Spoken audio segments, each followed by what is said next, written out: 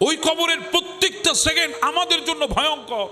আজকে আপনি বিশাল অট্টালিকার মধ্যে আছেন, আপনি কবর সম্পর্কে, আপনি কবর দেখার পরেও কবরের ভয় আপনার হৃদয়ে এখনো আসে নাই। আপনি কবর দেখেছেন, আপনি মানুষকে ঠকাচ্ছেন। আপনি কবর দেখেছেন, আপনি মানুষের উপর জুলুম করছেন। কিভাবে করছেন বুঝতে পারছি না। না জানি আপনি মনে করছেন দুনিয়া সব চলে যাবে, আমি একমাত্র থেকে যাব। না রে ভাই, না, এমনটা হবে না। সময় আসতে দেরি, একটা সেকেন্ডও দেরি হবে না। আমাদেরকে চলে যেতে হবে। যেভাবে থাকেন, যে অবস্থায় থাকেন, প্রস্তুতি থাকুক কিংবা না থাকুক, কিংবা আমরা অপ্রস্তুত থাকলেও মালাকুল মউত আমাদের দুয়ার থেকে ফেরত যাবে না। কবর বড় কঠিন। সেখানে মা বাবার দোয়া ছাড়া, দুনিয়ায় যা করবেন সেই নেক আমলগুলা ছাড়া ওখানে আপন কেউ হবে না, কেউ আপন হবে না। আজকে আপনি না পাওয়ার কারণে হতাশায় ভুগতেছেন। কোনো জিনিস হারিয়ে গেছে বলে আপনি আজকে ডিপ্রেশনে পড়ে বসে আছেন। অনেক সময় নিজের জানটা পর্যন্ত নেওয়ার চেষ্টা করতেছেন, আত্মহত্যার পথ পর্যন্ত আপনি বেছে নিচ্ছেন। আরে বাবা, কিসের জন্য আপনি এগুলা করতেছেন? কিসের কারণে করতেছেন? আপনি হয়তো জানেন না দুনিয়াতে আল্লাহ যা করেছে, আগামীতে যা করবে সব বান্দার মঙ্গলের জন্যে। কথা বলেন ঠিক না? কোনো একজন মানুষ কোনো একটা জায়গায় যখন পৌঁছে যায় তখন অতীত ভুলে যায়। সে রাস্তা দিয়ে চলেছিল এক সময় যে বন্ধুগুলার সাথে, ওই বন্ধুগুলাকে আজকে ইগনোর করা শুরু করেছে। কারণ সে বলছে আমার ব্যক্তিত্বে লাগে। আমরা আজকে অহংকারকে ব্যক্তিত্ব নাম দিয়ে চালাচ্ছি। কথা বলেন ঠিক না? আমাদের দেখবেন অনেকে কথা বলে না মানুষের সাথে। একটা পর্যায়ে চলে গেলে অনেক মানুষের সাথে বসতে পারে না। একটা সময় যাদের সাথে দিন কাটিয়েছে ওই মানুষগুলোর সাথে আজকে সেকেন্ড কাটাই না। এটাকে ব্যক্তিত্ব বলে চলায়, এটা ব্যক্তিত্ব না। মানুষের সাথে কথা বললে ব্যক্তিত্ব নষ্ট হয়ে যাবে এমনটা চিন্তা করার নাম ব্যক্তিত্ব না, এটার নাম অহংকার, অহমিকা, দাম্ভিকতা। কথা বলেন ঠিক না? আমি একজনের কথা জানি, আপনাদেরকে বলতে চাই। পৃথিবীতে একজন ছিল, একজন যার ইবাদতের কমতি ছিল না, আমলের কমতি ছিল না, যার জুরিতে নেকির কমতি ছিল না। পৃথিবীতে আমাদের দেশে অনেক মানুষ আছে, শিক্ষক আছে, অধ্যাপক আছে, লেকচারার আছে, অনেক মুআল্লিম আছে যারা দুনিয়ার শিক্ষা প্রতিষ্ঠানের শিক্ষা দেয়। কিন্তু আমি যার কথা বলছি ইনি মুআল্লিমুল মালাইকা ছিল। মুআল্লিমুল মালাইকা ফেরেশতাদের শিক্ষক ছিল। ইবাদত ছিল 6.5 লক্ষ বছর। জমিনে একটা জায়গা ছিল না যেখানে সিজদা পড়ে নাই। এত বড় হয়েছিল, এত ফজিলতওয়ালা ছিল। কিন্তু এরপরে যখন ভেতরে অহমিকা এসেছে, একটা কথা, আনা খায়রুম মিন, আমি শ্রেষ্ঠ, এই কথা বলার সাথে সাথে গোটা জিন্দেগির সব কিছু ধ্বংস হয়ে গেছে। আল্লাহ তাকে স্পষ্ট ভাষায় বলে দিয়েছে সে জাহান্নামী, লানতের বুরকা পরিধান করিয়ে তাকে ইবলিস, শয়তান বানিয়ে দিয়েছে। কথা বলেন ঠিক না? বড় বেয়াদবি করার কারণে, আল্লাহর আদেশ অমান্য করার কারণে, ইবাদত না করার কারণে শয়তান হয় নাই। একমাত্র অহংকার করার কারণে আল্লাহ তাকে আবা ওয়াস্তাকবারা ওয়া কানা মিনাল কাফিরিন, তাকে কাফের বানিয়ে দিয়েছে। এজন্যে অহংকার বের করে দেন, আমিত্বকে বিসর্জন দেন। পৃথিবীতে আমার নবীর মতো শ্রেষ্ঠ কেউ নাই, যার আনাগুনা ছিল আরশ মুআল্লা পর্যন্ত, যার আনাগুনা ছিল আল্লাহর আরশ পর্যন্ত, যার আসা যাওয়া। এত বড় পয়গম্বর আমার নবী, ইমামুল আম্বিয়া আমার নবী, উহুদ পর্বতকে ইশারা করলে স্বর্ণ হয়ে আসতো আমার নবীর কদমে। এত বড় আমার নবী, কিন্তু সেই নবী বসে আছে মদিনা শরীফের মধ্যে ওই চাটাইয়ের উপরে জুলাইবি নামে এক সাহাবীর সাথে, বেলালে হাবশির মতো একজন সাহাবীর সাথে বসে আছে। দুনিয়া যাদেরকে ভালো দেখতো না, দুনিয়া যাদের উপর অত্যাচার করেছে, যাদের উপর নির্যাতন করেছে, গোলাম বানিয়েছে দুনিয়া, তারা তাদের দস্তরখানে আমার নবী বসে আছে। এটাই হলো আমার নবীর ব্যক্তিত্ব। আমরা যারা মুসলমান, আমাদের আদর্শ। কথা বলেন ঠিক না বেঠে? মা বাবার সাথে কখনো কোনো সময় অহংকার করে কথা বলবেন না। আরে আমি যদি মা বাবা পরিচয় দিই, আমার মনে হয় ব্যক্তিত্বে লাগবে, এই চিন্তা অন্তরে আনবেন না। আমি বড় মানুষ, মা বাবার খোঁজখবর নিতে গ্রামে কিভাবে যাব এটা চিন্তা করবেন না। পৃথিবীতে মা বাবার চাইতে আপন আর কেউ নাই। চলে গেলে হাজারো খুঁজবেন, আর পাওয়ার কোনো সুযোগ নাই। যাদের আছে মূল্যায়ন করেন, সুযোগ থাকলে আজকে গিয়ে কদমে হাত দিয়ে বলবেন, মা যদি জিন্দেগিতে বেয়াদবি করে থাকি মাফ করে দেন, কারণ শুনেছি জিন্দেগির সফলতার পেছনে সবচাইতে বড় যেটা সেটা হচ্ছে তোমার দোয়া। তোমার দোয়া যদি সাথে থাকে, দুনিয়া যদি বিরুদ্ধেও চলে যায়, গোটা পৃথিবী আমি জয় করতে পারবো। আল্লাহ বলেছেন ওয়াবিল ওয়ালিদাইনি ইহসানা। পৃথিবীর শ্রেষ্ঠ শব্দগুলা, উত্তম শব্দ যেগুলো মোবাইলে বলেন রাত 12টার পরে, I miss you, I love you, যেগুলো মোবাইলে বলেন মাকে গিয়ে বলবেন আজ থেকে আই লাভ ইউ মা, মা আমি তোমাকে ভালোবাসি। এই কথা বলতে কি আমাদের লজ্জা লাগবে মাকে? না, বলার তো জায়গা, এটা আমরা জায়গা পরিবর্তন করে নিয়েছি। এজন্য আজকে আমাকে ডিপ্রেশনে পড়ে আত্মহত্যার পথ বেছে নিতে হচ্ছে। কথা বলেন ঠিক না? ওই দুয়ার যেখান থেকে নিতে হয় সেখান থেকে নিই নাই বলে। পৃথিবীতে সবচাইতে খারাপ শব্দ মা বাবার জন্য ব্যবহার করি আমরা। মা বাবার সাথে ভালো ব্যবহার আজকে করি না। আমরা মা বাবার সাথে সবচাইতে দুর্ব্যবহারে লিপ্ত আছি। আপনি জানেন না, পৃথিবীতে যত বড় মহামনীষী আছে এনারা সবাই নিজেদের শান আজমত পেয়েছে, সমস্ত কিছু পেয়েছে, শান শৌকত পেয়েছে, সবগুলো মা বাবার দুয়ার বরকতে। মা অনেক কষ্ট করে ইমামে শাফি আলাইহি রাহমাকে মানুষ করেছেন। এত বড় ইমাম, গোটা দুনিয়া তার মাযহাবের অনুসরণ করছে। আর সেই ইমামে শাফি আলাইহি রাহমা রাত যখন হতো মায়ের কদমে এসে তেল বের করে মায়ের কদম মালিশ করতেন। এখন তো আমাদের টাইম নাই, আমাদের সময় নাই, ব্যবসায়িক চাপ বেশি, চাকরিতে কষ্ট বেশি, অফিসে ঝামেলা বেশি, মা বাবার সাথে কথাও বলার সুযোগ নাই। অনেক সন্তান আছে মাসকে মাস চলে যায়, মা বাবার খোঁজখবর নেওয়ার মতো টাইম তার থাকে না। অথচ তুমি আজকে মা বাবার খবর নিচ্ছ না, তোমার টাইম নাই বলে তুমি এড়িয়ে যাচ্ছ। অথচ সে তুমি ঠিকই রাত যখন গভীর হয় ঘরে আসো, একবারের জন্য হলেও তোমার সন্তান, তোমার কন্যার রুমে গিয়ে তুমি একবারের জন্য হলেও তাদেরকে দেখে আসো। তো তুমি যখন রাতের গভীরে ঘরে ফিরে তোমার সন্তানদেরকে দেখো, তখন কি তোমার একবারও মনে পড়ে না বাবা তো আছে পাশের কামরায়, বাবা তো আছে গ্রামের বাড়িতে, আমার বাবাও তো যখন গভীর রাতে আসতো আমাকে এভাবে দেখতো, একবার কি তোমার মনে পড়ে না? তুমি অকৃতজ্ঞ, তোমার ভেতরে কৃতজ্ঞতা নাই, কারণ তুমি মনে করছো সব এমনি এমনি হয়ে গেছে। না না না না, কুনতা জাইফা কুনতা সাগীরা, তুমি বড়ই দুর্বল ছিলা, বড়ই ছোট ছিলা, কুনতা জাহেলা, বড়ই অজ্ঞ ছিলা, তোমার জেহালত ছিল, বুঝ জ্ঞান ছিল না। ঠিক ওই মুহূর্তে যেখানে তোমার কোনো সহায় ছিল না, তোমার বাবাই ছিল তোমার সবচাইতে বড় সহায়। ইমামে শাফি এত বড় ব্যক্তি হওয়ার পরে আপনি আমারে বলেন এই জমানায় কোনো মহিলা নাই, আমি আল্লাহর কসম করে বলছি, একজন ইমামে শাফি জন্ম দিতে পারবে? এত বড় ইমামের কথা বলছি আমি। ইনি গভীর রাতে মায়ের কদম ধরে তেল মালিশ করতেন, মাঝে মাঝে চুমা লাগাইতেন, কদমের তালুতে মাঝে মাঝে কি লাগাইতেন?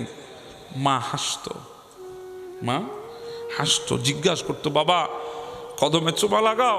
বলে না মা, কদমে লাগাই না, এটা তোমার কাছে কদম হতে পারে, আমি তো জান্নাতে চুমা দিয়ে জান্নাতের স্বাদ নিচ্ছি। এটা তোমার কাছে কদম, আমার কাছে তো জান্নাত, আমি জান্নাতের স্বাদ নিচ্ছি।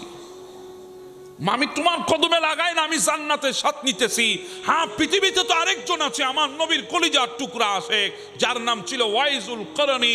গোটা দুনিয়া যাকে ওয়াইস নামে ছিলে, আমার নবীর যুগে ঈমান এনেছে, কিন্তু একবারের জন্য নবীর চেহারা দেখে নাই, যেই কারণে সাহাবী হওয়ার মর্তবা থেকে নিজেকে দূরে রেখেছে। তাবি হয়েছে তাবি, সাহাবী হওয়ার মর্তবা ছেড়ে দিয়েছে একমাত্র মায়ের সেবা করার জন্যে। সুবহানাল্লাহ। সুযোগ ছিল সাহাবী হওয়ার। এখানে ওলামা বসে আছে, সাহাবীদের মর্তবা কদ্দুর। ইনাদের কথা বাদ দেন, ইনারা যে ঘোড়ার সাথে চড়েছে, ঘোড়ার উপরে আরোহণ করেছে, ওই ঘোড়ার কদম যেই তুলির মধ্যে লেগেছে, একটা বালিকে যদি 70 ভাগ করে ওখান থেকে জর্রা বের হবে, ওই একটা জর্রাকে আবার 70 ভাগ করলে কণাতে পরিণত হবে। ওই একটা কণা বরাবর দুনিয়ার কোনো ইনসানের মর্যাদা হবে না। সুবহানাল্লাহ। এত বড় মকাম আল্লাহ সাহাবীদেরকে দান করেছেন। সেই সাহাবী হওয়ার মকাম থেকে নিজেকে দূরে সরিয়ে রেখেছে, কুরবান করে দিয়েছে। একমাত্র মায়ের সেবা করার জন্যে, এক মায়ের এক সন্তান ছিল। যদি ফেলে চলেই যায়, মাকে দেখবে কে? যাই নাই, জিন্দেগি মায়ের কদমে কাটিয়ে দিয়েছে। আল্লাহ তো বদলা ওনাকে দুনিয়ায় দিয়েছে, এমন বদলা দিয়েছে। আমার নবী বলেছেন, ওমর ও আলী শোনো, যদি সুযোগ হয় কোনো সময় আমার ওয়াইসকে যদি দেখা পাও, আমার ওয়াইস থেকে একটু দোয়া নিবা, কারণ ওয়াইসের হাত হচ্ছে ওই হাত যে হাত একবার আল্লাহর দরবারে উঠলে আল্লাহ ফেরত দেয় না। সুবহানাল্লাহ। হযরত ওমরের মতো ব্যক্তিকে বলছেন, ইসলামের দ্বিতীয় খলিফাকে আমার নবী বলতেছেন ওয়াইস থেকে দোয়া নেওয়ার জন্য। সুবহানাল্লাহ। সে ওয়াইসুল করনি যখন জান্নাতে যাবে, তাকে আটকায়ে দেওয়া হবে জান্নাতের গেটে। ওয়াইজের বুকের মধ্যে দুফ দুফ করবে, বুক কাঁপবে থরথর করে। আল্লাহ, জান্নাতের গেট বরাবর চলে এসেছি, এখনই আটকাই দিল আমারে, না জানি কি হয়ে গেল আবার। আমার আল্লাহ বলে, ওয়াইজ সরে যাও ওখান থেকে, এদিকে আসো। ওয়াইজ বলবে, আল্লাহ এমন কি করলাম অপরাধ, জান্নাতের গেট বরাবর যাওয়ার পরে দূরে নিয়ে আসতেছো? বলে, ওয়াইজ তোমাকে দূরে আনতেছি না, তোমার একটা বদলা দেব, মায়ের খেদমতের বদলা। বলে, আল্লাহ কি বদলা দেবেন? ওয়াইস একা কেন যাবা?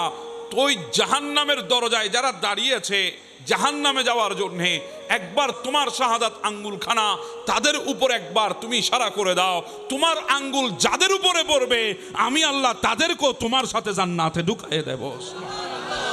এত বড় পুরস্কার আল্লাহ দেবেন ওয়াইজুল করণীকে, একমাত্র মায়ের খেদমত করার কারণে। আজকে আমাদের দেশে অনেক দেখবেন অনেক কষ্টে আছেন, হৃদয়ে অনেক কষ্ট, হৃদয়ে অনেক ব্যথা, অনেক কিছু সহ্য করেছেন দুনিয়াতে, কিন্তু ওই কষ্টগুলা নিয়ে যদি আপনি মায়ের বুকের মধ্যে একবার মাথাটা রেখে আপনি যদি বলেন, মা কষ্টে আছি, মা বড় জ্বালায় আছি, মা প্রত্যেকটা জিনিস আমাকে চেপে বসেছে, কি করব দিশা পায় না, ঠিক ওই মুহূর্তে মা যদি আপনার সিনাতে হাত দিয়ে যদি একবার দোয়া দিয়ে দেয়, দেখবেন দুনিয়ার কষ্ট নিমিষেই শেষ হয়ে গেছে। আপনি আজকে যাদেরকে বন্ধু বানিয়েছেন, যাদের তালে পড়ে মা বাবাকে ভুলে গেছেন, যাদের জন্য মা বাবাকে ছেড়ে দিয়েছেন, দেখবেন দুনিয়া আপনাকে ছেড়ে চলে যাবে যখন মুসিবত নেমে আসবে। কারণ দুনিয়ার মানুষের প্রত্যেকটা ভালোবাসার পেছনে উদ্দেশ্য থাকে, মতলব থাকে। অকারণে কেউ কাউকে ভালোবাসে না। আপনাকে কেউ যদি ভালোবাসা দেখায়, বুঝবেন কয়েকটা কারণে দেখিয়েছে। হয়তো আপনার রূপ ভালো, আপনার ভেতরে যৌবন আছে, আপনি সুদর্শন, এজন্য আপনাকে মহাব্বত করছে। নতুবা আপনার পকেটে টাকা আছে, এজন্য দুনিয়া আপনাকে মহাব্বত করছে। নতুবা আপনার ক্ষমতা আছে, এজন্য দুনিয়া আপনাকে ভালোবাসতেছে। কিন্তু দুগুলা যদি আপনার থেকে চলে যায়, দেখবেন মানুষগুলো আপনার পাশে আর থাকবে না, মানুষগুলো আপনাকে আর মহাব্বত করবে না। হ্যাঁ, আমি যদি বলি বিবির কথা, বিবিও মহাব্বত করবে যতক্ষণ যৌবন আছে ততক্ষণ। আপনি যদি আজকে যৌবন কালে ঘরে 10টার জায়গায় যদি 5 মিনিট দেরি করে যান, বিবি জিজ্ঞাসা করবে 5 মিনিট কোথায় ছিলা। হাজারো জেরা করবে আপনাকে, জেরা জবাব দিতে হবে আপনাকে। কিন্তু সময় যখন আসবে, বৃদ্ধ যখন হয়ে যাবেন, বার্ধক্য যখন আপনাকে গ্রাস করে নেবে, তখন সেই স্ত্রী আপনাকে বলবে, বুজ্জাটারে বাহিরে লই যা, সারা রাত কাশে, ঘুম আসে না। কথা বলেন ঠিক না? হ্যাঁ, সন্তান মহাব্বত করবে আপনাকে যদি দিতে পারেন। যদি দিতে না পারেন, অনেক সন্তান তো বাবা বলে পরিচয় দেবে না, উল্টা মানুষকে বুঝাবে বাবা কি করেছে আমার জন্যে। হ্যাঁ, দুনিয়া আপনাকে মহাব্বত করে স্বার্থের জন্যে। স্বার্থ যদি ফুরায় যায়, দুনিয়া আপনাকে মহাব্বত করবে না, দুনিয়া আপনাকে ছেড়ে দেবে। কিন্তু আমার বাবারা, পৃথিবীতে 2 জন মানুষ যারা আমাদেরকে না দেখে ভালোবেসেছে, আমরা কেমন হব সেটা না জেনে ভালোবেসেছে। আমরা কি পরিপূর্ণ হব, নাকি ল্যাংড়া হব, লুলা হব, না অন্ধ হব, এগুলা না জেনে আমাদেরকে ভালোবেসেছে। হ্যাঁ, জিন্দেগির চাইতে বেশি ভালোবেসেছে। এজন্য যখন আমাদের মাগুলারে অনেক সময় মেডিকেলের যখন অপারেশন থিয়েটারে নিয়ে যাওয়া হয়, ডাক্তারকে ডাক দিয়ে বলে, ডাক্তার দুনিয়া তো দেখেছি 25-26 বছর, আমার সন্তান আসতেছে, দুনিয়া দেখে নাই। ডাক্তার, যদি প্রয়োজন মনে হয় আপনার, আমি বাঁচবো, না হলে সন্তানকে বাঁচাবেন। তখন কি করবেন? তখন আমার কথা ভুলে যাবেন, আমার সন্তানকে বাঁচানোর চেষ্টা করবেন। এ কথা বলে হাজার মা মতকে বুকের সাথে আলিঙ্গন করেছে, আছে না নাই? আমরা কেমন হব না জেনে ভালোবেসেছে আমাদেরকে মা এবং বাবা। আমাদের থাকলেও আমাদেরকে সন্তান বলেছে, না থাকলেও আমাদেরকে সন্তান বলেছে। কষ্ট যখন হৃদয়ে আসবে, যান না বাবার কাছে। আপনি তো আজকে বাবার কাছে যাইতে পারেন না, আপনি আজকে বাবাকে জড়িয়ে ধরতে পারেন না। আপনি যান বাবার কাছে, একবার জড়ায় ধরেন, বাবা কষ্টে আছি, মুসিবতে আছি, বাবা দুনিয়ার হাত সরে যাবে। বাবার হাতটা যদি একবার কাঁধের উপর রাখে, দেখবেন দুনিয়ার সমস্ত শক্তি আপনার ভেতরে চলে এসেছে। সেজন্য বলছি বাবা, দুনিয়াতে আপন কেউ নাই, কেউ আপন নাই। আজকে দেখবেন আমাদের সমাজের মধ্যে অধিকাংশ সন্তানরা ডিপ্রেশনের মধ্যে ভুগতেছে, হতাশায় ভুগতেছে। তার অর্ধেক কারণ হচ্ছে মা বাবার কথা না শোনার কারণে। মা এবং বাবার কথা না শোনার কারণে আজকে ডিপ্রেশনে বসে আছে। হাজারবার বারণ করেছে মা বাবা, এমন পথে পা বাড়াবি না যেই পথ তোর জন্য কষ্টের হবে। না শুনে পা বাড়িয়েছে, জিন্দেগিতে কষ্ট নিয়ে এখন ভুগতেছে। আছে না নাই? জীবনে আছে না নাই? এজন্য বলি, মুরব্বীদের কথা শুনবেন, মা বাবার কথা শুনবেন, না হলে জিন্দেগি আপনার কাছে বিষের চাইতো আরো বেশি মারাত্মক মনে হবে। বিষের চাইতো আরো বেশি মনে হবে জিন্দেগি আপনার কাছে। এজন্য মা বাবার মোহাব্বত, মা বাবার ভালোবাসা, মা বাবার আদেশ, মা বাবার নির্দেশ সব সন্তানের মঙ্গলের জন্যে। এখন তো আমরা মা বাবার সাথে কোনো পরামর্শ করি না। কেন?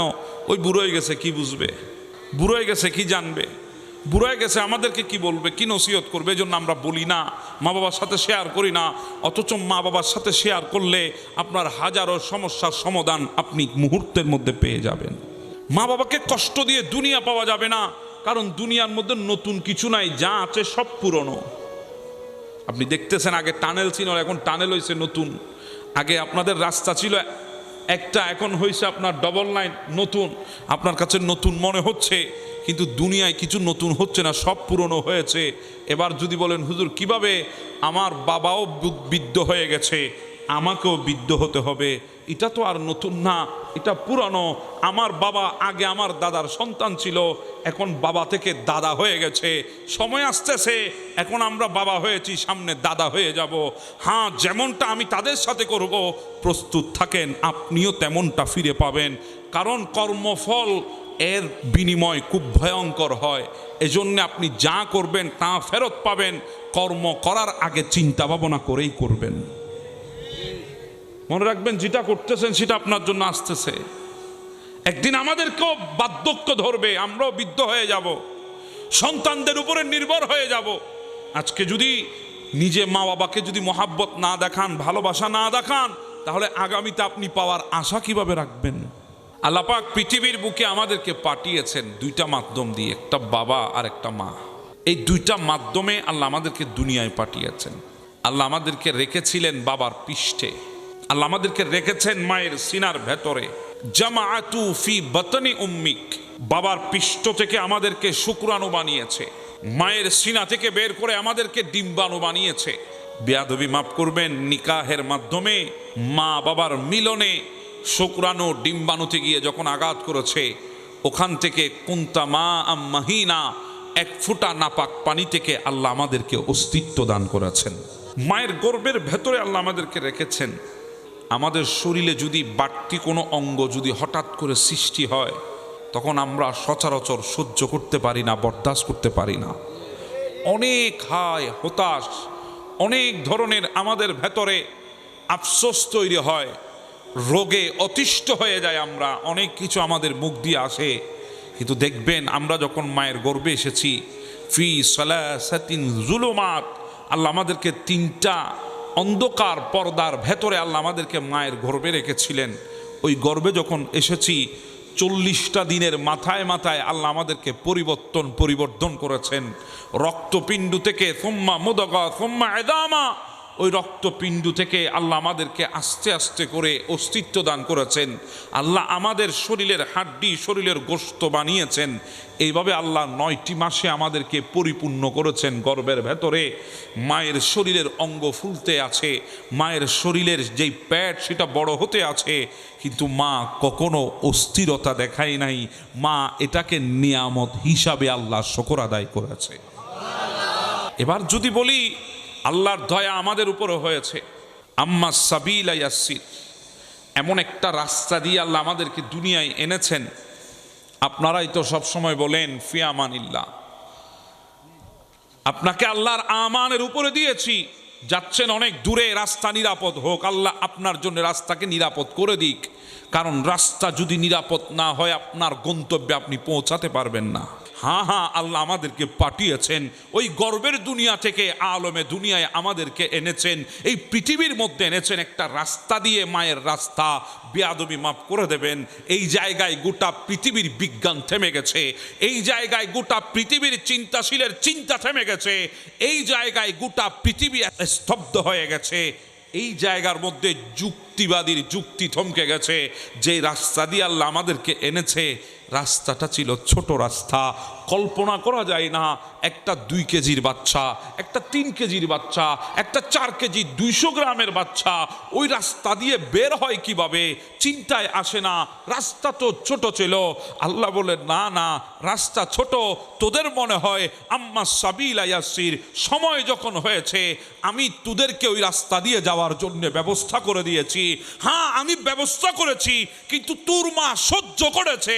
যখন তোকে প্রসব করছিল এমন কষ্ট তোর মা সহ্য করেছে, 43টা হাড্ডি ভাঙলে মানুষের যত কষ্ট হবে তার চাইতো আরো বেশি কষ্ট তোর মা সহ্য করে তোদেরকে জন্ম দিয়েছে। হ্যাঁ, দুনিয়ার বুকে আমরা এসেছি, এজন্য আল্লাহ আমাদেরকে বলেছেন ওয়াবিল ওয়ালিদাইনি ইহসানা, কষ্ট করে তোদেরকে দুনিয়ায় এনেছে মা। ব্যবহার যদি করতে হয় পৃথিবীর শ্রেষ্ঠ শব্দ দিয়ে ব্যবহার করতে হবে।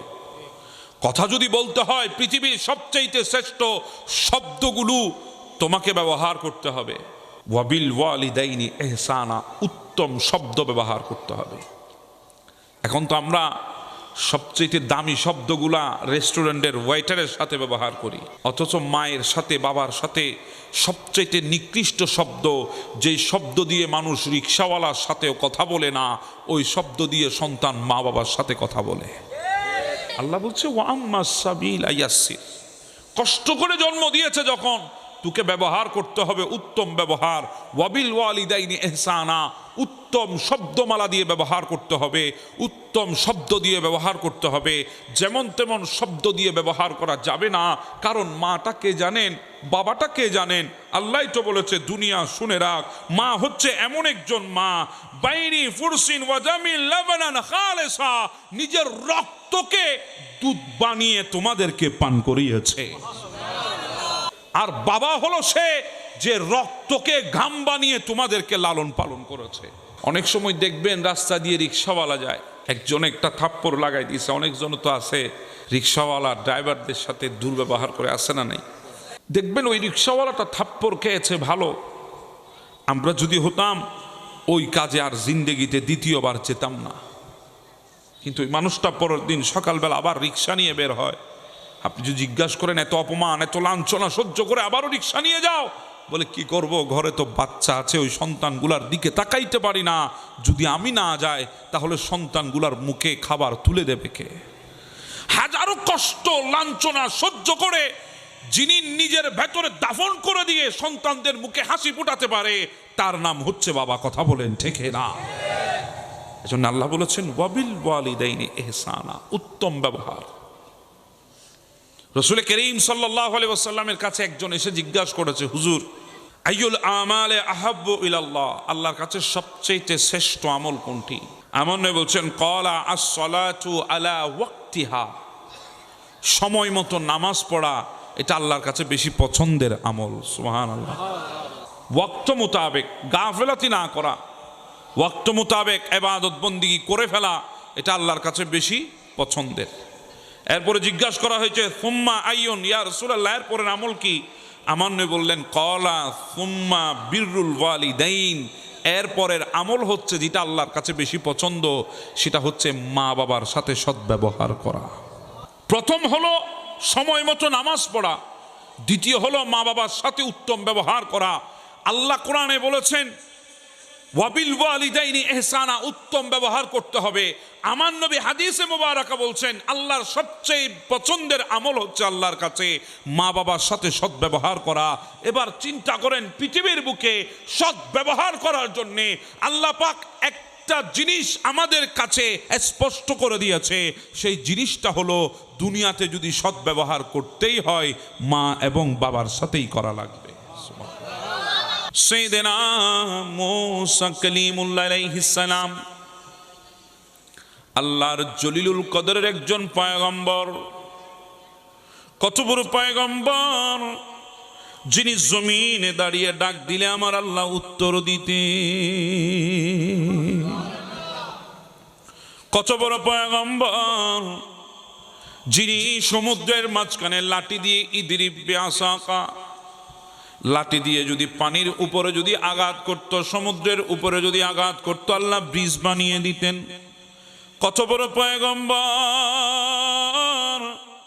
তিনি যদি পাথরের উপরে লাঠি দিয়ে আঘাত করতেন ঝর্ণা বের হয়ে যেত। কত বড় পয়গম্বর, লাঠিকে যদি নিক্ষেপ করা হতো ওই লাঠি সাথে সাথে সাপ হয়ে যেত। হযরতে মূসা কালিমুল্লাহ আলাইহিস সালাম একদিন আল্লাহর দরবারে ফরিয়াদ করেন, মালিক আমি যখন তোমার সৃষ্টির শ্রেষ্ঠ নিয়ামত জান্নাতের মধ্যে যখন প্রবেশ করব, আল্লাহ ওই জান্নাতে আমি মূসার সঙ্গী কে হবে, সাথে কে থাকবে? আমি মূসার সাথে ওই জান্নাতে কে সঙ্গী হবে, প্রতিবেশী হবে? আমার আল্লাহ ডাক দিয়ে বলে, মূসা আপনার সঙ্গী হবে মিশরের বাজারের একজন কসাই। কসাই চিনেন তো? কি করে? গরু জবাই করে, মাংস বিক্রেতা, তাকে আমরা কি বলি? কসাই বলি। আমরা অনেক সময় এদের সাথে আমরা আত্মীয়তা করতে চাই না, কথা বলেন ঠিক না? তো গরু হাড়ির না ফেললে আদিকে যদি আর ধরি ফেলা, কথা বলেন ঠিক না বেঠে?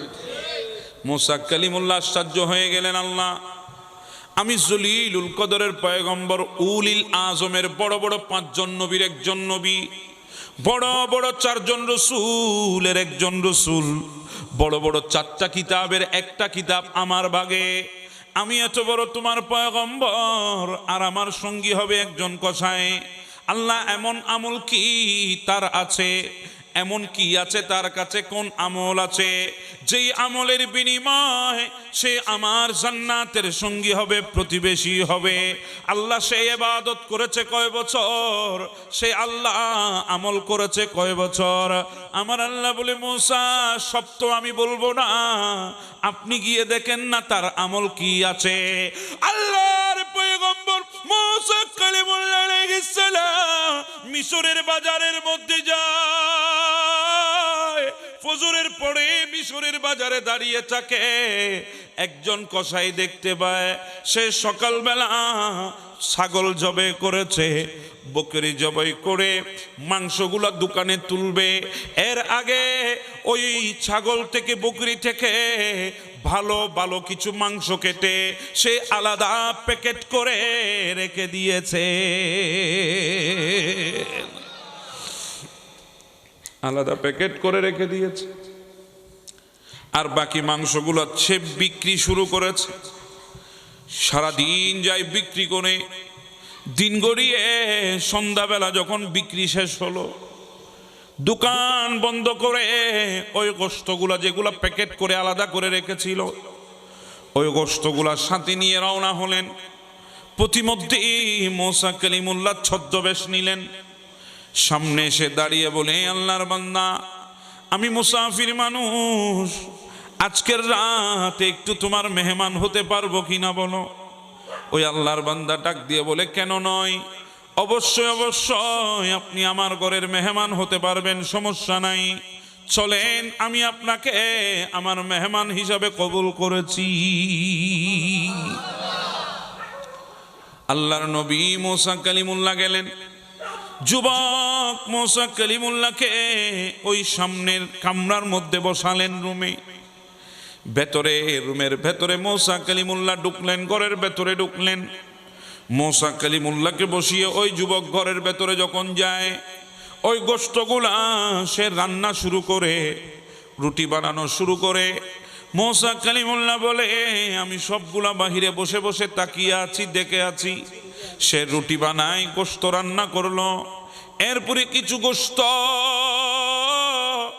একটা বাটির উপরে নিয়ে রুটিগুলা ছিঁড়ে ছিঁড়ে ওই টুকরোগুলা বাটির মধ্যে গোশতের ঝুলের মধ্যে ভিজিয়েছে। ওই বাটিটা নিয়ে আরেকটা রুমে গেল। আমি বাহির থেকে পর্দার আড়ালে সব দেখে আছি। ওই রুমে গিয়ে একজন বৃদ্ধা শুয়ে আছে বিছানার উপরে। আল্লাহর পয়গম্বর মুসা কালিমুল্লাহ বলে, ওই যুবক ওই বৃদ্ধা মহিলাকে শোয়া থেকে বসালেন। ওই মহিলা নড়তে পারে না, চড়তে পারে না, প্যারালাইজ হয়ে আছে। আল্লাহর পয়গম্বর তাকে বসালেন। আল্লাহর পয়গম্বর বলে, ওই যুবক তাকে বসালেন। বসানোর পরে একটা একটা রুটির টুকরো তার মুখের মধ্যে দে। একটা রুটির টুকরো মুখে নিল। নেওয়ার পরে ওই বৃদ্ধা যুবকের কান ধরে টান দে। কানটা মুখের কিনারে এনে কি জানি বলে। ওই যুবকও হাসে, ওই বৃদ্ধাও হাসে। এভাবে প্রত্যেকবার এক একটা রুটির টুকরো বৃদ্ধার মুখের মধ্যে যুবক দেয়। আর যুবকের কান ধরে বৃদ্ধা কি বলে, যুবকও হাসে, বৃদ্ধাও হাসে।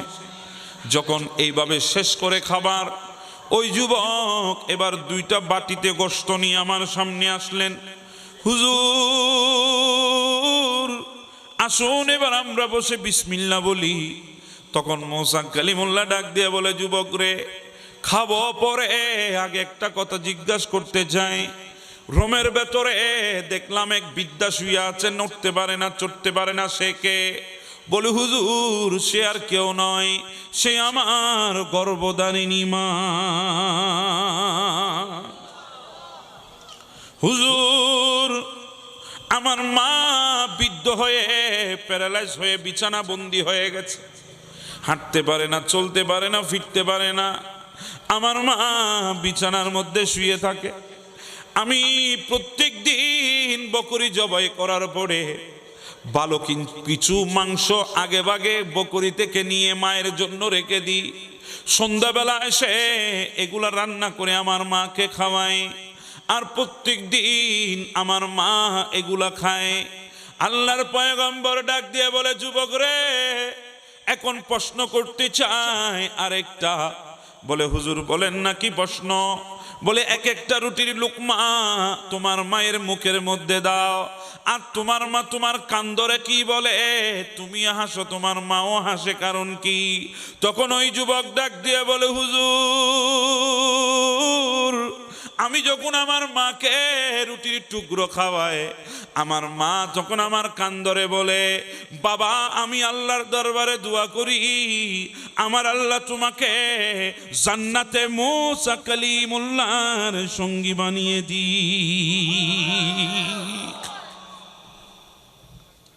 হুজুর আমি মায়ের কথা শুনি আর হাসি। কোথায় আল্লাহর পয়গম্বর মুসা কালিমুল্লাহর আমি কোথায়? আমি কিভাবে এত বড় পয়গম্বরের সঙ্গী হব, প্রতিবেশী হব?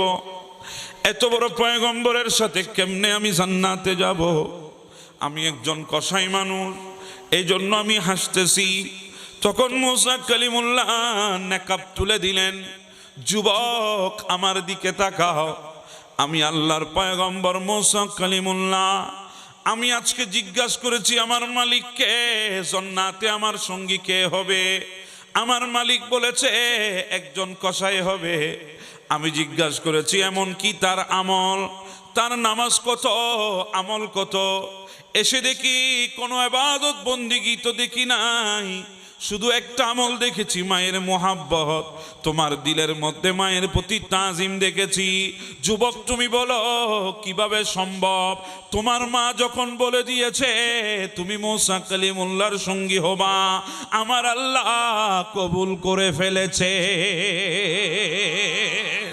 ও যুবক তুমি বুঝো নাই, তুমি বুঝো নাই, তোমার মা মিশরের জমিন থেকে তোমার জন্য হাত তুলেছে, তুমি বুঝো নাই। তুমি মনে করেছো কিভাবে দোয়া কবুল হয়? ও যুবক তুমি জানো না পৃথিবীর বুকে বন্দুকের নিশানা মিস হতে পারে, কিন্তু পৃথিবীর বুকে মা বাবার দোয়া আল্লাহর দরবারে মিস হয় না।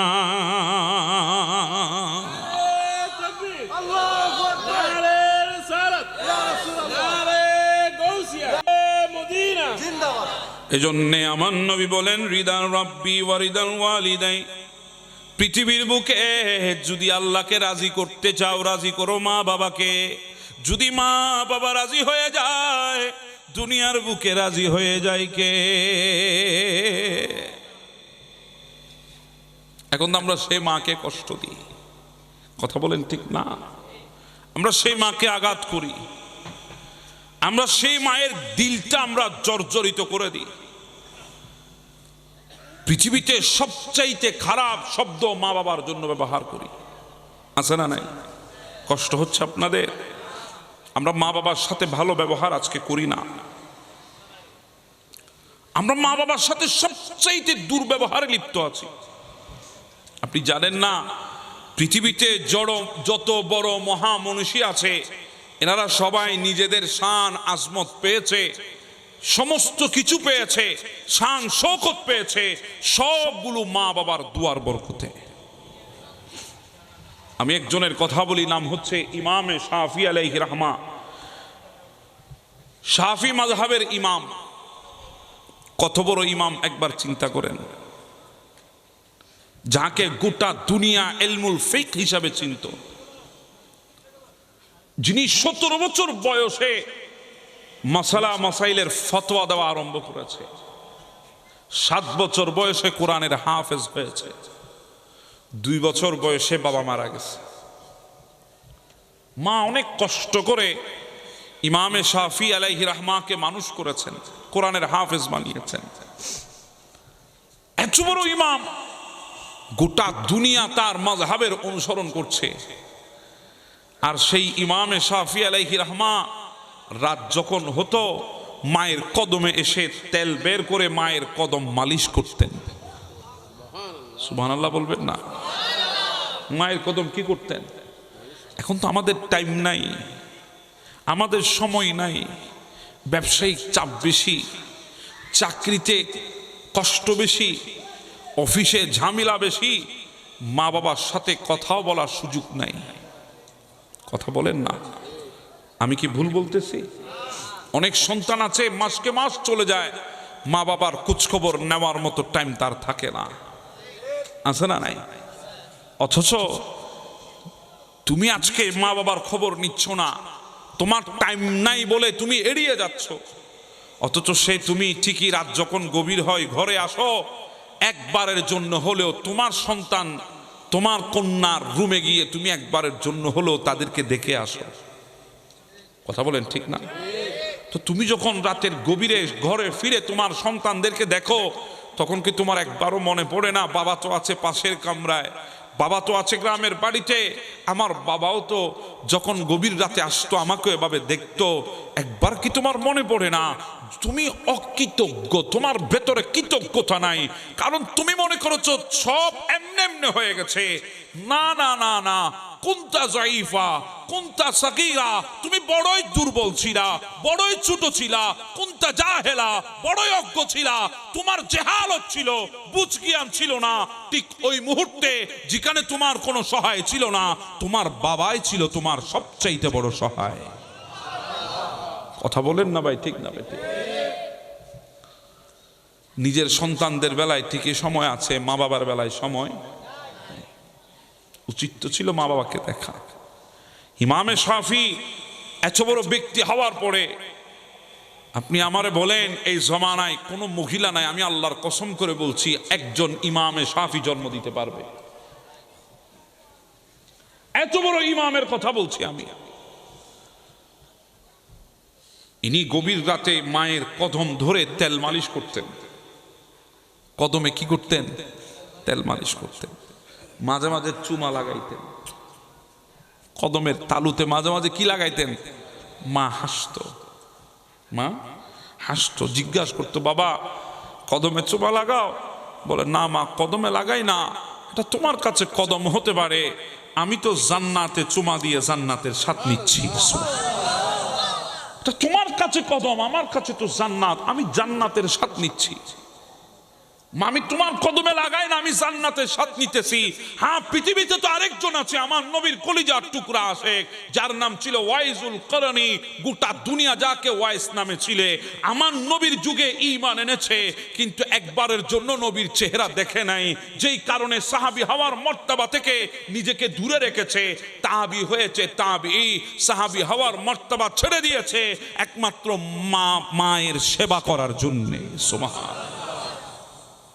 সুযোগ ছিল সাহাবী হওয়া। এখানে ওলামা বসে আছে, সাহাবীদের মর্তবা কদ্দুর। ইনাদের কথা বাদ দেন, ইনারা যে ঘোড়ার সাথে চড়েছে, ঘোড়ার উপরে আরোহণ করেছে, ওই ঘোড়ার কদম যেই তুলির মধ্যে লেগেছে, একটা বালিকে যদি 70 ভাগ করে ওখান থেকে জর্রা বের হবে, ওই একটা জর্রাকে আবার 70 ভাগ করলে কণাতে পরিণত হবে। ওই একটা কণা বরাবর দুনিয়ার কোনো ইনসানের মর্যাদা হবে না। সুবহানাল্লাহ। এত বড় মকাম আল্লাহ সাহাবীদেরকে দান করেছেন।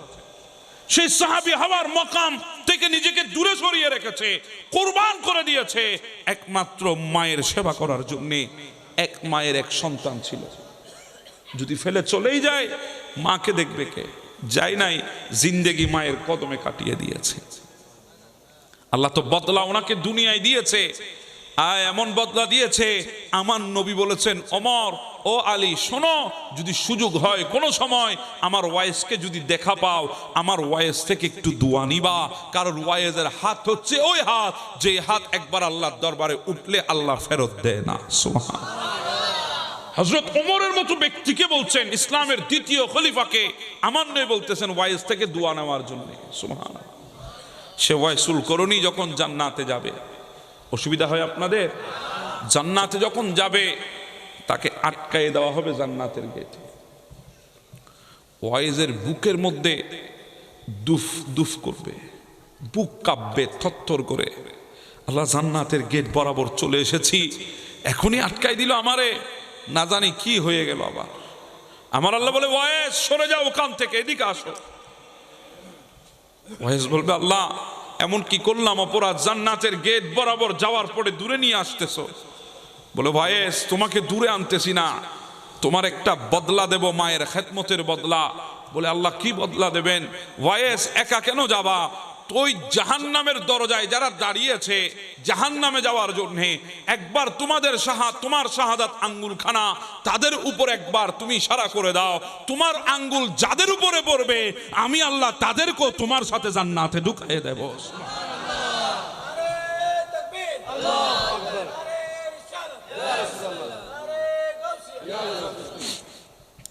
এত বড় পুরস্কার আল্লাহ দেবেন ওয়াইজুল করণীকে, একমাত্র মায়ের খেদমত করার কারণে। কার খেদমত? মায়ের খেদমত। আজকে আমাদের দেশে অনেক দেখবেন অনেক কষ্টে আছেন, হৃদয়ে অনেক কষ্ট, হৃদয়ে অনেক ব্যথা, অনেক কিছু সহ্য করেছেন দুনিয়াতে, কিন্তু ওই কষ্টগুলা নিয়ে যদি আপনি মায়ের বুকের মধ্যে একবার মাথাটা রেখে আপনি যদি বলেন, মা কষ্টে আছি, মা বড় জ্বালায় আছি, মা প্রত্যেকটা জিনিস আমাকে চেপে বসেছে, কি করব দিশা পাই না, ঠিক ওই মুহূর্তে মা যদি আপনার সিনাতে হাত দিয়ে যদি একবার দোয়া দিয়ে দেয়, দেখবেন দুনিয়ার কষ্ট নিমিষেই শেষ হয়ে গেছে। আপনি আজকে যাদেরকে বন্ধু বানিয়েছেন, যাদের তালে পড়ে মা বাবাকে ভুলে গেছেন, যাদের জন্য মা বাবাকে ছেড়ে দিয়েছেন, দেখবেন দুনিয়া আপনাকে ছেড়ে চলে যাবে যখন মুসিবত নেমে আসবে। কারণ দুনিয়ার মানুষের প্রত্যেকটা ভালোবাসার পেছনে উদ্দেশ্য থাকে, মতলব থাকে। অকারণে কেউ কাউকে ভালোবাসে না। আপনাকে কেউ যদি ভালোবাসা দেখায়, বুঝবেন কয়েকটা কারণে দেখিয়েছে।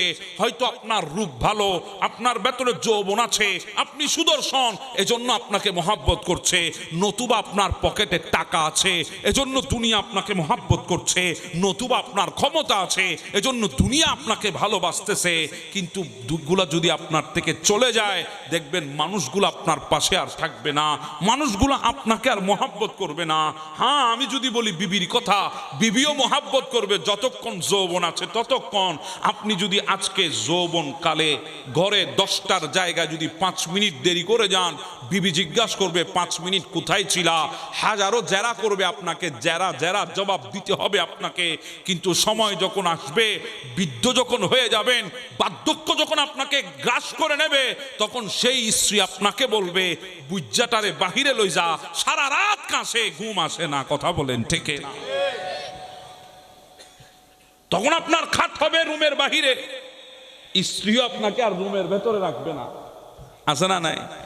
আমরা দেখেছি আমাদের দাদাগুলারে, আমাদের মুরব্বীদেরকে আমরা দেখেছি, ইনারা থাকতেন ঘরের সবচাইতে সামনের রুমে, ঠিক না? একাকী শুয়ে থাকতো। দাদি কই? দাদি ভেতরে শুয়ে আছে। দাদি রাখো না কেন? দাদুরে কয় কেন রাখবো, সারা রাত কাছে বুঝা, নিজেও ঘুমায় না, আমারও ঘুমাইতে দেয় না। দাদি যখন যৌবন ছিল তখন তো 5 মিনিট দেরি হলে জিজ্ঞাসা করতা, বলে এখন তো নাই, জিজ্ঞাসা করেও লাভ কি? কথা বলেন ঠিক না? হ্যাঁ, সন্তান মহাব্বত করবে আপনাকে যদি দিতে পারেন। যদি দিতে না পারেন, অনেক সন্তান তো বাবা বলে পরিচয় দেবে না, উল্টা মানুষকে বুঝাবে বাবা কি করেছে আমার জন্যে। কথা বলেন ঠিক না? হ্যাঁ, দুনিয়া আপনাকে মহাব্বত করে স্বার্থের জন্য। স্বার্থ যদি ফুরায় যায়, দুনিয়া আপনাকে মহাব্বত করবে না, দুনিয়া আপনাকে ছেড়ে দেবে। কিন্তু আমার বাবারা, পৃথিবীতে 2 জন মানুষ যারা আমাদেরকে না দেখে ভালোবেসেছে, আমরা কেমন হব সেটা না জেনে ভালোবেসেছে। আমরা কি পরিপূর্ণ হব, নাকি ল্যাংড়া হব, লুলা হব, না অন্ধ হব, এগুলা না জেনে আমাদেরকে ভালোবেসেছে। হ্যাঁ, জিন্দেগির চাইতে বেশি ভালোবেসেছে। এজন্য যখন আমাদের মাগুলারে অনেক সময় মেডিকেলের যখন অপারেশন থিয়েটারে নিয়ে যাওয়া হয়, ডাক্তারকে ডাক দিয়ে বলে, ডাক্তার দুনিয়া তো দেখেছি 25-26 বছর, আমার সন্তান আসতেছে, দুনিয়া দেখে নাই। ডাক্তার যদি প্রয়োজন মনে হয় আপনার, আমি বাঁচবো, না হলে সন্তানকে বাঁচাবেন। তখন কি করবেন? তখন আমার কথা ভুলে যাবেন, আমার সন্তানকে বাঁচানোর চেষ্টা করবেন। এ কথা বলে হাজার মা মতকে বুকের সাথে আলিঙ্গন করেছে। আছে না নাই? কি বলেন, আছে না নাই? কোনো কিছু না দেখে ভালোবেসেছে আমাদেরকে মা এবং বাবা। আমরা কেমন হব না জেনে ভালোবেসেছে আমাদেরকে মা এবং বাবা। আমাদের থাকলেও আমাদেরকে সন্তান বলেছে, না থাকলেও আমাদেরকে সন্তান বলেছে। কথা বলেন না ঠিক না বেঠে? কষ্ট যখন হৃদয়ে আসবে, যান না বাবার কাছে। আপনি তো আজকে বাবার কাছে যাইতে পারেন না, আপনি আজকে বাবাকে জড়িয়ে ধরতে পারেন না। আপনি যান বাবার কাছে, একবার জড়ায় ধরেন, বাবা কষ্টে আছি, মুসিবতে আছি, বাবা দুনিয়ার হাত সরে যাবে। বাবার হাতটা যদি একবার কাঁধের উপর রাখে, দেখবেন দুনিয়ার সমস্ত শক্তি আপনার ভেতরে চলে এসেছে। কথা বলেন ঠিক না? সেজন্য বলছি বাবা, দুনিয়াতে আপন কেউ নাই, কেউ আপন নাই। আজকে দেখবেন আমাদের সমাজের মধ্যে অধিকাংশ সন্তানরা ডিপ্রেশনের মধ্যে ভুগতেছে, হতাশায় ভুগতেছে। তার অর্ধেক কারণ হচ্ছে মা বাবার কথা না শোনার কারণে। জি বলেন না ঠিক না বেঠে? আপনারা রাগ করতেছেন মনে হয় আমার সাথে, কথা তোই ঠিক। মা এবং বাবার কথা না শোনার কারণে আজকে ডিপ্রেশনে বসে আছে। হাজারবার বারণ করেছে মা বাবা, এমন পথে পা বাড়াবি না যেই পথ তোর জন্য কষ্টের হবে। না শুনে পা বাড়িয়েছে, জিন্দেগিতে কষ্ট নিয়ে এখন ভুগতেছে। আছে না নাই? জীবনে আছে না নাই? এই জন্য বলি, মুরব্বীদের কথা শুনবেন, মা বাবার কথা শুনবেন, না হলে জিন্দেগি আপনার কাছে বিষের চাইতে আরো বেশি মারাত্মক মনে হবে। বিষের চাইতে আরো বেশি মনে হবে জিন্দেগি আপনার কাছে। এই জন্য মা বাবার মোহাব্বত, মা বাবার ভালোবাসা, মা বাবার আদেশ, মা বাবার নির্দেশ সব সন্তানের মঙ্গলের জন্যে। সব সন্তানের কিসের জন্যে? মঙ্গলের জন্যে। এখন তো আমরা মা বাবার সাথে কোনো পরামর্শ করি না। কেন? ওই বুড়ো হয়ে গেছে, কি বুঝবে? কথা বলেন ঠিক না? বুড়ো হয়ে গেছে, কি জানবে? বুড়ো হয়ে গেছে, আমাদেরকে কি বলবে, কি নসিহত করবে? এই জন্য আমরা বলি না, মা বাবার সাথে শেয়ার করি না। অথচ মা বাবার সাথে শেয়ার করলে আপনার হাজারো সমস্যার সমাধান আপনি মুহূর্তের মধ্যে পেয়ে যাবেন। কথা বলেন ঠিক না? এজন্য আমার ভাইদেরকে বলবো, মা বাবাকে কষ্ট দিয়ে দুনিয়া পাওয়া যাবে না। মা বাবাকে কষ্ট দিয়ে দুনিয়া পাওয়া যাবে না, কারণ দুনিয়ার মধ্যে নতুন কিছু নাই, যা আছে সব পুরনো। আপনি দেখতেছেন আগে টানেল ছিল, এখন টানেল হয়েছে নতুন। আগে আপনাদের রাস্তা ছিল একটা, এখন হয়েছে আপনার ডবল লাইন নতুন। আপনার কাছে নতুন মনে হচ্ছে, কিন্তু দুনিয়ায় কিছু নতুন হচ্ছে না, সব পুরনো হয়েছে। এবার যদি বলেন হুজুর কিভাবে, আমার বাবাও বৃদ্ধ হয়ে গেছে, আমাকেও বৃদ্ধ হতে হবে, এটা তো আর নতুন না, এটা পুরানো। আমার বাবা আগে আমার দাদার সন্তান ছিল, এখন বাবা থেকে দাদা হয়ে গেছে, সময় আসতেছে, এখন আমরা বাবা হয়েছি, সামনে দাদা হয়ে যাব। হ্যাঁ, যেমনটা আমি তাদের সাথে করব, প্রস্তুত থাকেন, আপনিও তেমনটা ফিরে পাবেন। কারণ কর্মফল এর বিনিময় খুব ভয়ঙ্কর হয়। এজন্য আপনি যা করবেন তা ফেরত পাবেন। কর্ম করার আগে চিন্তা ভাবনা করেই করবেন। মনে রাখবেন, যেটা করতেছেন সেটা আপনার জন্য আসতেছে। একদিন আমাদেরকেও বার্ধক্য ধরবে, আমরাও বৃদ্ধ হয়ে যাব, সন্তানদের উপরে নির্ভর হয়ে যাব। আজকে যদি নিজে মা বাবাকে যদি মহাব্বত না দেখান, ভালোবাসা না দেখান, তাহলে আগামীতে আপনি পাওয়ার আশা কিভাবে রাখবেন? কথা বলেন না বাবা, আশা রাখা যাবে কখনো না। এজন্য মা বাবাকে মহাব্বত করবে। আমার বাবারা, অসুবিধা হচ্ছে মনে হয় আপনাদের। আমার নবী একদিন মদিনা শরীফের মধ্যে বের হয়েছেন। আজকে যারা মা বাবাকে কষ্ট দাও, আমার নবীর হাদিস আমাদের জন্য আজকে শিক্ষণীয়। আমার নবী বের হয়েছে মদিনার রাস্তা দিয়ে, এক গোরস্থানের পাশ দিয়ে আমার নবী যাচ্ছে। ওই গোরস্থানে যত মইয়ত দাফন হয়েছে, মুর্দা দাফন হয়েছে, মরহুম মরহুমা দাফন হয়েছে, আমার নবী প্রত্যেকটা কবরের পাশ দিয়ে হাঁটে আর মুস্কি মুস্কি হাসে। হঠাৎ করে আমার নবী এমন একটা কবরের পাশে গেলেন, ওই কবরের পাশে যাওয়ার পর আমার নবীর শরীর থেকে, চেহারা থেকে টপ টপ করে ঘাম পড়া আরম্ভ করেছে। আমার নবী বিচলিত হয়ে গেলেন। আমার নবীর মধ্যে অস্থিরতা কাজ করতেছে। আমার নবী একবার এদিকে যায় আর একবার ওই দিকে যায়। সাহাবী জিজ্ঞাসা করেছে, ইয়া রাসূলুল্লাহ, এমন পেরেশানি কেন? আগে তো কখনো এমন পেরেশানি দেখি নাই। আমার নবী বলে, সাহাবী রে, আমি যেই কবরের পাশে গেলাম, ওই কবরের মধ্যে ভয়ঙ্কর আযাব হচ্ছে। এতক্ষণ আমি কবরগুলার পাশে হেঁটেছি, প্রত্যেকটা কবরে মরহুম মরহুমা মুর্দাগুলা অনেক ভালো আছে, কিন্তু এই কবরের মধ্যে অসংখ্য আযাব হচ্ছে। আমি ওই আযাব দেখে সহ্য করতে পারি নাই। ও আমার সাহাবীরা, যাও মদিনার বাজারে চলে যাও, এই কবরস্থানে যারা দাফন হয়েছে তাদের আত্মীয় স্বজনকে আমি নবী ডাকছি বলো। আমার নবীর সাহাবীরা বাজারের মধ্যে দৌড় দিলেন, গিয়ে ওই গোরস্থানে যারা দাফন হয়েছে তাদের আত্মীয় স্বজনকে ডাক দিলেন। সবাই দৌড়াদৌড়ি করে এসে গেল। আমার নবী বলে, এই মুর্দাদের কে কার আত্মীয়, তোমরা তাদের কবরের সামনে গিয়ে দাঁড়িয়ে যাও। সবাই সবার কবরের সামনে গিয়ে দাঁড়িয়ে গেছে, কিন্তু যেই কবরের মধ্যে আযাব চলতেছে ওই কবরের সামনে কেউ দাঁড়ায় না।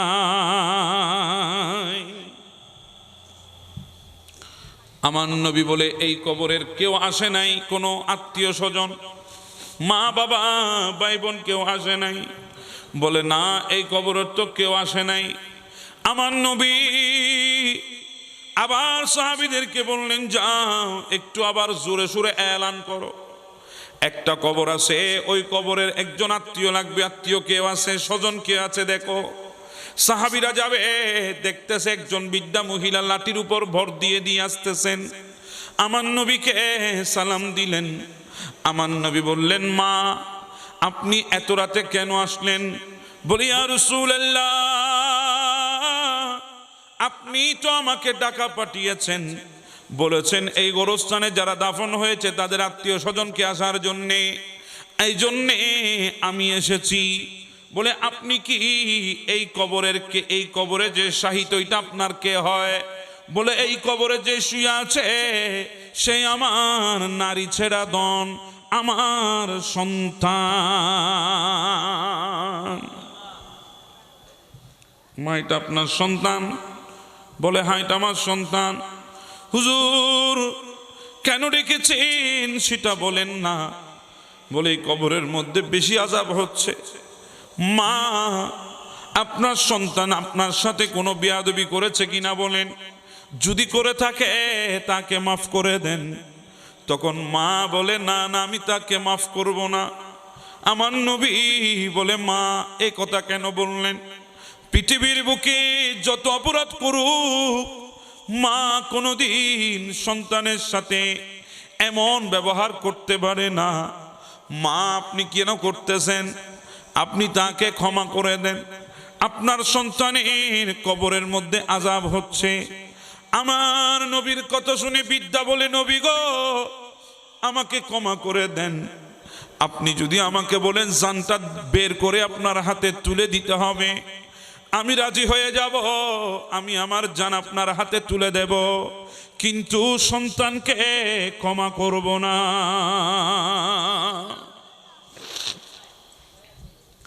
সবাই অবাক দৃষ্টিতে তাকিয়ে আছে।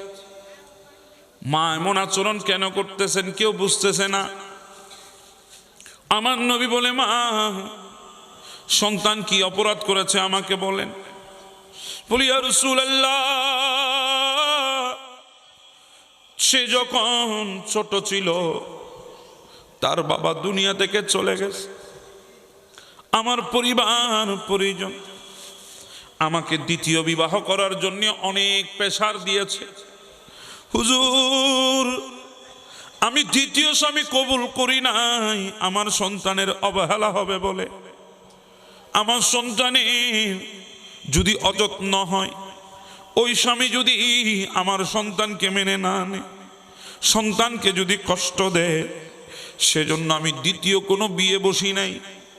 অনেক কষ্ট করে নিজের রক্তকে পানি করে আমি আমার সন্তানকে বড় করেছি। ইয়া রাসূলুল্লাহ যখন সে বড় হয়েছে আমি থেকে দেখে শুনে বিয়ে করালাম।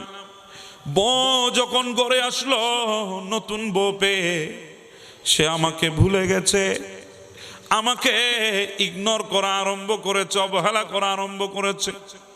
ইয়া রাসূলুল্লাহ ওগুলাও মেনে নিলাম, কিন্তু একদিন হঠাৎ করে দেখি সে যখন বাহির থেকে আসে তার বউ তার কানে কানে কি বলে, আর সে হঠাৎ করে এসে আমাকে এমন ভাবে আঘাত করা শুরু করেছে, মারা শুরু করেছে। হুজুর তার মারের আঘাত সহ্য করতে না পেরে আমি 3 দিন পর্যন্ত বেহুশ ছিলাম। আমার শরীর কত বিক্ষত হয়ে গেছে। 3 দিন আমার হুঁশ আসে না, আমি বেহুশ অবস্থায় ছিলাম। ইয়া রাসূলুল্লাহ সন্তান আমার জ্ঞান ফেরার জন্য কিছু করে নাই, আমাকে ঘরের বারিন্দার মধ্যে ফেলে রেখেছে। 3 দিন পরে আপনা আপনি যখন হুঁশ আসলো, নবী গো শরীর নাড়তে পারি না, নিজের শক্তিতে শোয়া থেকে বসতে পারি না। সন্তান একবারও আমার দিকে ফিরে তাকাই না। সেদিন আমি আল্লাহর দরবারে হাত তুলে বলেছিলাম, মাওলা আমার সন্তানকে দুনিয়াতে কোনো কষ্ট দিও না, কারণ সে যদি দুনিয়াতে আমার চোখের সামনে কষ্ট পায় আমি মা সহ্য করতে পারবো না। আল্লাহ সন্তান যেদিন দুনিয়া থেকে চলে যাবে, আল্লাহ সে আমার সাথে যে আচরণ করেছে এইটার বিচার তুমি তার কবরের মধ্যে করে তাকে শাস্তি দিবা। ওই বিদ্যার কথাগুলো শুনে আমার নবীর 2 চোখের পানি, আমার নবীর দাড়ি পর্যন্ত ভিজে গেছে। আমার নবী বিদ্যার দিকে তাকিয়ে আছে। বিদ্যা বলে, নবী গো, আল্লাহ শুকর আদায় করতেছি, আল্লাহ আমার দোয়া কবুল করেছে। আল্লাহ দুনিয়ায় আমার সন্তানকে কষ্ট দেয় নাই, শাস্তি দেয় নাই, আল্লাহ কবরে তাকে শাস্তি দিচ্ছে। ইয়া রাসূলুল্লাহ, এবার বলেন আমি কিভাবে তাকে ক্ষমা করি? তখন আমার নবী চোখের পানি মুছলেন, নিজেকে স্বাভাবিক করলেন। আমার নবী বলে, মা, এরপরে আমি আর বলবো না আপনাকে আপনার সন্তানকে ক্ষমা করে দিতে, কিন্তু মা, আমি আল্লাহর দরবারে দোয়া করতেছি, আল্লাহ তুমি এই বৃদ্ধ মাকে তার সন্তানের আযাবগুলো একটু করে দেখাও, কবরের আযাব দেখার মতো শক্তি তাকে দান করো। এটা বলতে না বলতেই ওই বিদ্যাকে আল্লাহ শক্তি দিয়েছেন। ওই বিদ্যা সন্তানের কবরের আযাব যখন দেখলো, হঠাৎ করে আল্লাহু আকবার বলে বেহুশ হয়ে জমিনে পড়ে যায়। যখন জ্ঞান ফিরে তত্তর করে কাঁপে। আমার নবী বলে, মা, এবার বলেন মাফ করবেন কি না? তখন ওই বিদ্যা ডাক দিয়ে বলে, হুজুর, এত ভয়ঙ্কর কবরের আযাব আমি জিন্দেগিতে আন্দাজ করতে পারি নাই। হুজুর, আমার সন্তান এত কষ্টে আছে, হুজুর আমি আমার সন্তানকে ক্ষমা করে দিয়েছি, আপনি আমার সন্তানের জন্য দোয়া করেন। আমার নবী এবার হাত তুললেন, আমার আল্লাহ আমার নবীর দোয়া কবুল করলেন। ওই কবরের আযাব আল্লাহ সাথে সাথে মাফ করে দিয়েছে।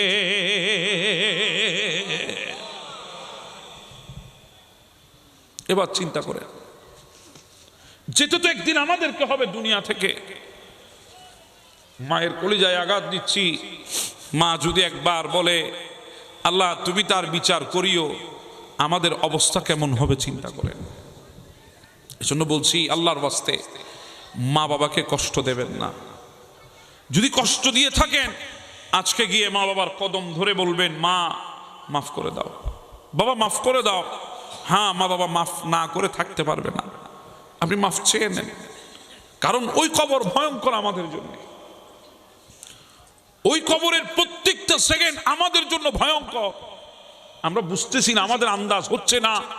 আজকে আপনি বিশাল অট্টালিকার মধ্যে আছেন, আপনি কবর সম্পর্কে, আপনি কবর দেখার পরেও কবরের ভয় আপনার হৃদয়ে এখনো আসে নাই। আমি বুঝি না, আপনি কবর দেখেছেন, আবার আপনি দুনিয়াদারি করতেছেন। আপনি কবর দেখেছেন, আপনি মানুষকে ঠকাচ্ছেন। আপনি কবর দেখেছেন, আপনি মিথ্যা বলছেন। আপনি কবর দেখেছেন, আপনি মানুষের উপর জুলুম করছেন। কিভাবে করছেন বুঝতে পারছি না। না জানি আপনি মনে করছেন দুনিয়া সব চলে যাবে, আমি একমাত্র থেকে যাব। না রে ভাই, না, এমনটা হবে না। সময় আসতে দেরি, একটা সেকেন্ডও দেরি হবে না। আমাদেরকে চলে যেতে হবে। যেভাবে থাকেন, যে অবস্থায় থাকেন, প্রস্তুতি থাকুক কিংবা না থাকুক, কিংবা আমরা অপ্রস্তুত থাকলেও মালাকুল মউত আমাদের দুয়ার থেকে ফেরত যাবে না। কথা বলেন ঠিক না? এজন্য মা বাবার থেকে ক্ষমা চেয়ে নেবেন। কবর বড় কঠিন, কবর বড় কঠিন। সেখানে মা বাবার দোয়া ছাড়া, দুনিয়ায় যা করবেন সেই নেক আমলগুলা ছাড়া ওখানে আপন কেউ হবে না, কেউ আপন হবে না। আজকে আপনি না পাওয়ার কারণে হতাশায় ভুগতেছেন। কোনো জিনিস হারিয়ে গেছে বলে আপনি আজকে ডিপ্রেশনে পড়ে বসে আছেন। কোনো মানুষ আপনার থেকে বিদায় নিয়েছে বলে আপনি নিজেকে বড় অসহায় বানিয়ে নিয়েছেন। আপনি সব ছেড়ে ছুড়ে আপনি উদাসীন হয়ে গেছেন। অনেক সময় নিজের জানটা পর্যন্ত নেওয়ার চেষ্টা করতেছেন, আত্মহত্যার পথ পর্যন্ত আপনি বেছে নিচ্ছেন। আরে বাবা, কিসের জন্য আপনি এগুলা করতেছেন? কিসের কারণে করতেছেন? আপনি হয়তো জানেন না, দুনিয়াতে আল্লাহ যা করেছে, আগামীতে যা করবে, সব বান্দার মঙ্গলের জন্যে। কথা বলেন ঠিক না?